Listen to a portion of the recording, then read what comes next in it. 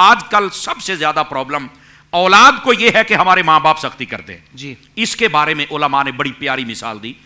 وہ فرماتے دیکھیے سورج ہوتا ہے نا, اس کے اندر بھی بسا اوقات تلخی بھی آ جاتی ہے, گرمی بھی بہت زیادہ ہو جاتی ہے, برداشت سے باہر ہو جاتی ہے.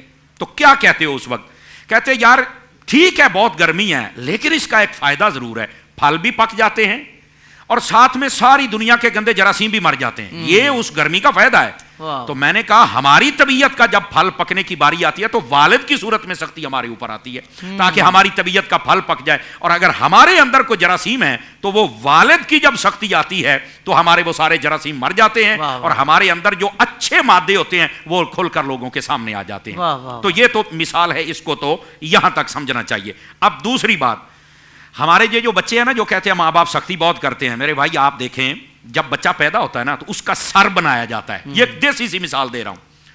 اچھا میرا تجربہ حضرت شاہ صاحب ایسے ہوا کہ ایک مرتبہ ہمارے عزیز آئے تو ان کے بچے کا سر بڑا عجیب تھا, تو میں نے کہا ایڈا بڑا سر لائی پھرتا ہے, میں تھوڑا بچوں سے محبت بھی ہوں, ایڈا بڑا سر لائی پھرتا ہے. تو کہہ رہا جی امی نے نہیں بنایا, وہ اس کی امی پاس بیٹھی تھی, اس نے کہا یہ تو چیختا ہی بہت تھا, پھر اس کے حمایتی بہت تھے, پہلا بچہ تھا, کسی نے سر نہیں بنانے دیا. اب وہ پتہ کیا کہتا ہے, اوے امی جی میں جو مرضی کرتا سی تسی میرا سر بنا چھڑ دیاں.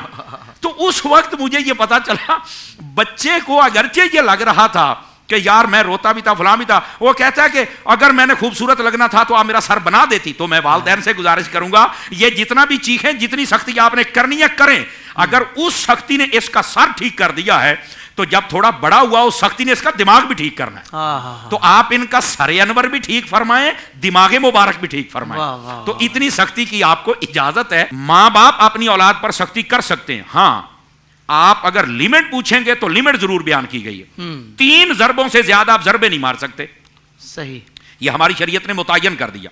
دوسری بات یہ آپ چہرے پر نہیں مار سکتے, اور ایسی ضرب نہ لگائیں جس سے سر پھوڑ دیا جائے یا جسم کا کوئی اور حصہ ناکارہ ہونے کا خدشہ ہو, آپ یہ نہیں کر سکتے. جب آپ یہ شدت کر رہے ہوں اگرچہ زبان کے ساتھ یا پھر اپنے ہاتھ کے ساتھ, اور یہ ہاتھ کے ساتھ کی اجازت ہے حافظ صاحب, ڈنڈا اٹھانے کی بھی اجازت نہیں ہے, ہاتھ کے ساتھ 3 ضرب لگانی ہے آپ نے, ٹھیک ہے.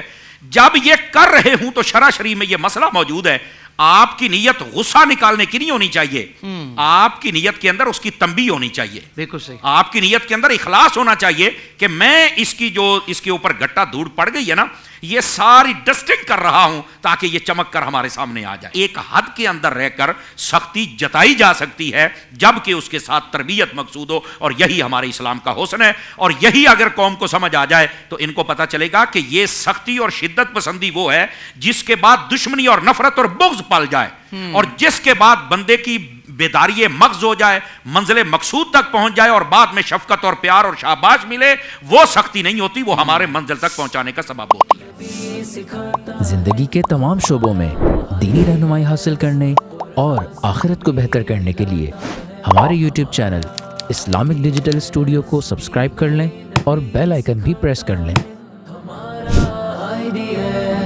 قرآن سے بھی ملاتا ہے ہمارا